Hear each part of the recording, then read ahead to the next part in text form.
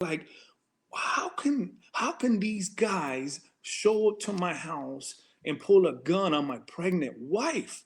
And the lifestyle I was delivered from, that was like the ultimate sin, right? You don't disrespect family that way and stuff like that. So, anyways, I'm wrestling with all these thoughts, and I want to turn on some worship, but I can't. I want to start listening to Tupac all of a sudden. I need to get on that rider mode. No, I didn't go there, right? But I just remember showing up to the house, and right before I got there, the Lord, I heard him so clearly. He said, "Call Tommy," which was my pastor. And I'm like, "Why am I gonna call this dude for, man? I can't call Tommy. I need to call the homie. I need to call somebody else, you know?"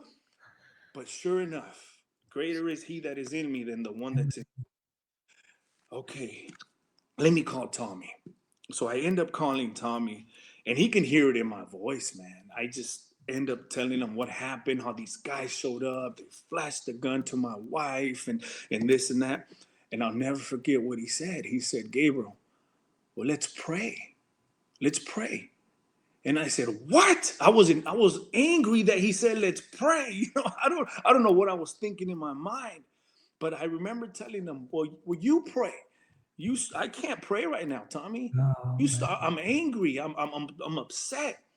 And exactly what my brother Peyton said, man. He began to pray about forgiveness, and unless you forgive, and as he prayed, it was the Lord just began to just break me. And I remember just praying. He was like, "Now, Gabriel, you ready to pray?" I said, "Yes, let's pray for this man's marriage. Let's pray for this man's salvation. And the perspective began to change, but that's where the battle's won in prayer.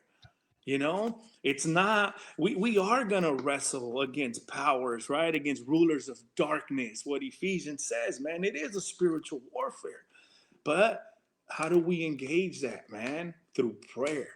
And I'll never forget, and I'm kid you not, I think I was out like a year, if that. Forgiveness is more for you than them. I had inner peace for the first time in my life. It's just Jesus. Just Jesus.